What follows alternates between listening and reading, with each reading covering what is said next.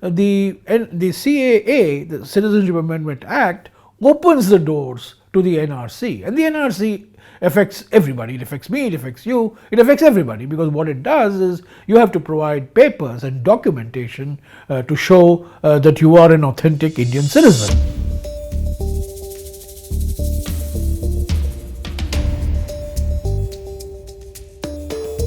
Well, I think I've traveled extensively in the Northeast a couple of weeks ago, and I've spoken to a very large number of people. There is obviously there's a lot of there's a lot of uncertainty, there's a lot of fear amongst these ethnic groups in Arunachal Pradesh, in Nagaland, in Mizoram, in Assam, and the government has tried to come up with SOPs. It's very interesting.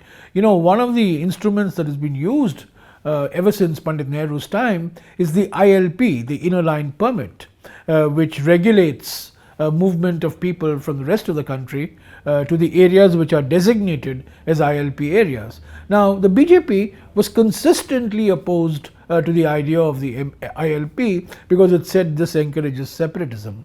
But what does it do when there was opposition in Arunachal Pradesh, Nagaland, Mizoram, and now in Manipur? They have promised that they will be covered by the same Inner Line Permit which they criticized when Mr. Nehru was the Prime Minister.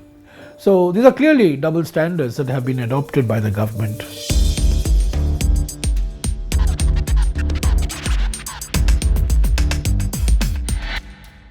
You see, you can't divorce the Citizenship Amendment Act from the National Register of Citizens. It's true, purely legalistically, that the Citizenship Amendment Act, as it stands today, applies only to migrants. And those two, particularly the migrants from these three countries, Pakistan, Bangladesh, and Afghanistan.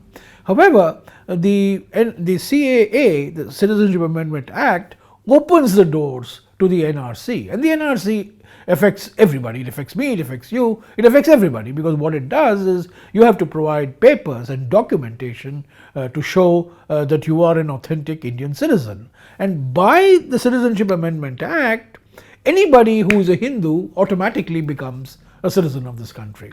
So I think there is the fear is not so much on the Citizenship Amendment Act applying to the existing citizens, but it's the National Register of Citizens, the NRC exercise that is carried out. And in Assam, for example, 19 lakh people were simply not there on the NRC. So they are now classified as foreigners. Where are you going to send them?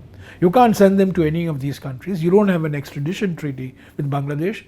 So what are you going to do? And the solution that the government has come up with is a detention center. Now, the concept of a detention center, and I've seen one of these detention centers in Silchar very recently in Assam, in the Barak Valley.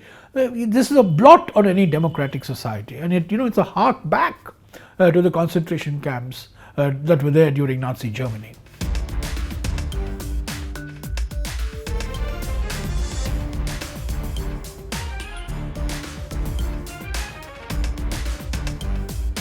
We have never made religion as a basis of determining citizenship in our country. This is for the first time in 70 years that religion is being used to determine citizenship, and that's why it's unconstitutional. Remember, the subcontinent was partitioned in 1947.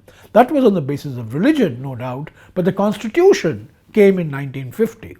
The constitution comes after partition, and our constitution makers, our founding fathers, Ambedkar, Nehru, Patel, Prasad, Azad, all of them, wiser after the events of partition, no doubt, consciously, deliberately, unequivocally, categorically rejected the idea that religion should be a criteria for determining citizenship.